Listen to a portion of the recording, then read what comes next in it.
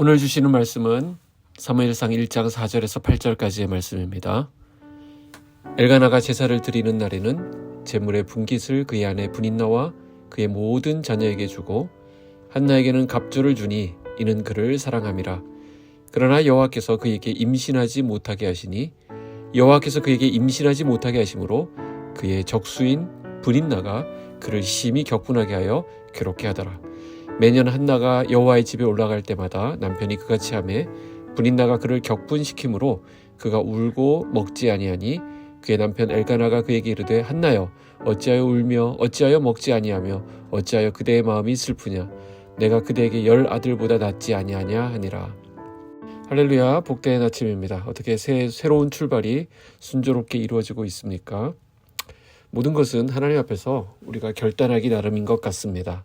우선순위를 정하고 하나님이 기뻐하시는 쪽으로 선택할 수 있는 그런 한 해가 되었으면 좋겠습니다.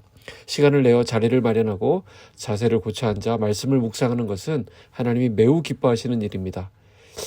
좀 이따 갈까?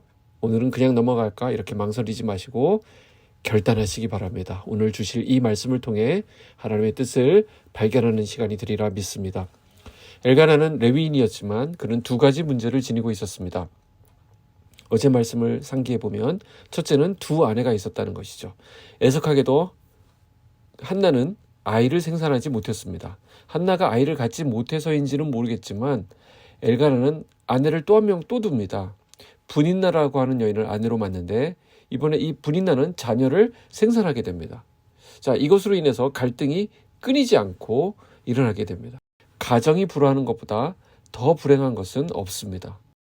엘가나에게는 가정적인 어려움이 있었습니다. 두 번째 문제는 영적인 공급을 받지 못했다는 것입니다. 그는 매년 언약궤가 있는 실로에 가서 하나님께 제사를 드렸습니다.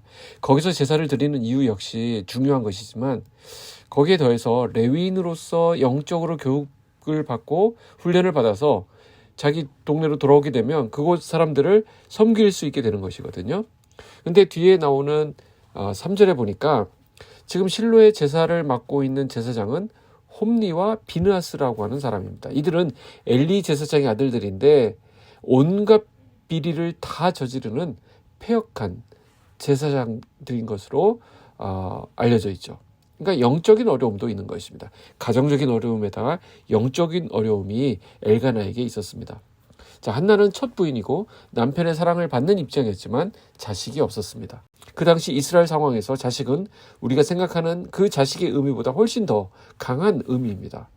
어떤 면에서는 저주를 받은 것이라고 모두 생각할 수 있는 그런 치명적인 슬픔이 바로 자식이 없는 그런 상황입니다. 하나님께 복을 받은 사람은 반드시 그에 합당한 기업과 자식이 있을 것을 누구나 기대하는데 그게 없기 때문에 어딜 가서도 떳떳하지 못한 처지가 되는 것입니다. 비록 남편이 많이 사랑해준다 하더라도 그게 그렇게 큰 위로가 되지 않았습니다. 자신의 삶에 아무런 열매가 없다고 생각하면 얼마나 괴롭겠습니까? 사람 구실도 나는 제대로 하지 못하는구나. 이런 자괴감이 그에게 있었을 것입니다. 반면에 둘째 부인인 브닌나는 자녀를 생산하는 아내였습니다. 아마 여러 명의 자녀를 낳은 것 같습니다. 그러나 브닌나 역시 행복하지 않았습니다. 그렇게 많은 자녀를 두었음에도 남편의 사랑은 언제나 한나에게 가 있었기 때문입니다. 남편의 사랑을 받지 못하는 것이 또 얼마나 큰 한이 되었겠습니까? 이렇게 사랑을 받지 못하는 사람의 특징이 있습니다. 그 사랑받지 못함이 쓴뿌리가 되어서 역기능적인 모습으로 나타나게 된다는 것입니다. 브닌나에게는 시기, 질투, 분노가 끊임없이 끌어올랐습니다. 자기가 가진 것에 만족하지 못하고 상대방이 가지고 있는 것에 분노하고 상처를 주었던 것입니다. 물론 남편의 사랑을 받지 못하는 것, 고통스러운 일입니다. 그러나 그것은 남편과 풀어야 될 문제입니다. 그런데 브닌나는 언제나 한나에게 쫓아가서 그에게 화풀이를 하고 그녀의 속을 확 뒤집어 놓았습니다.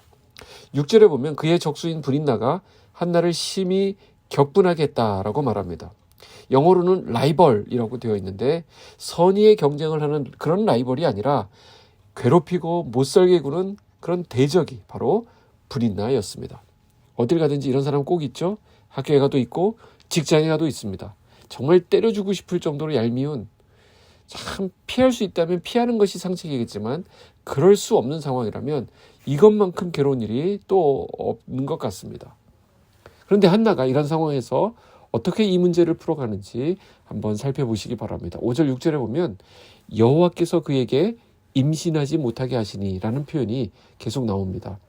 어찌 보면 자신의 불행이 하나님 때문이다, 하나님 탓으로 돌리는 것으로 비춰질 수 있습니다.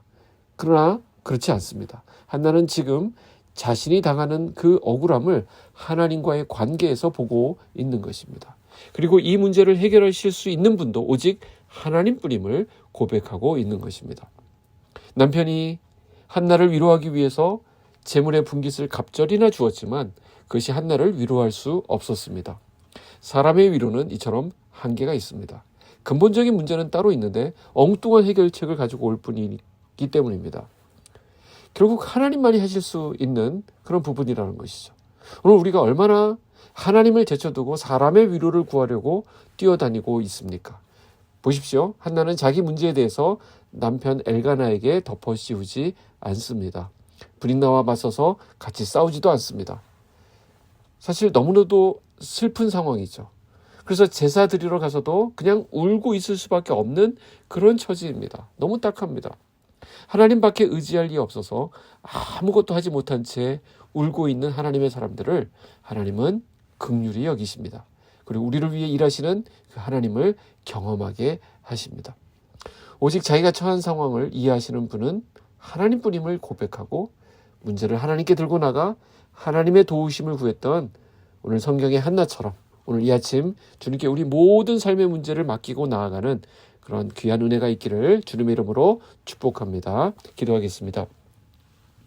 하나님 아버지, 오늘 우리에게 허락해 주셔서 감사합니다. 눈물과 한숨으로 시작하는 주의 자녀들이 있습니다. 그들을 붙들어 주시옵소서. 누군가에게는 희망차고 기대되는 하루일 수 있지만 또 누군가에게는 정말 힘들고 벅찬 하루일 수도 있습니다.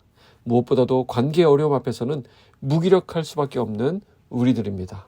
주님, 우리 주님께서 그 눈에서 눈물을 닦아주시고 상처와 모든 아픔들이 주님의 위로와 평강으로 깨끗이 씻어지도록 오늘도 우리 가운데 역사하여 주시옵소서. 주님을 신뢰하고 주님을 의지합니다.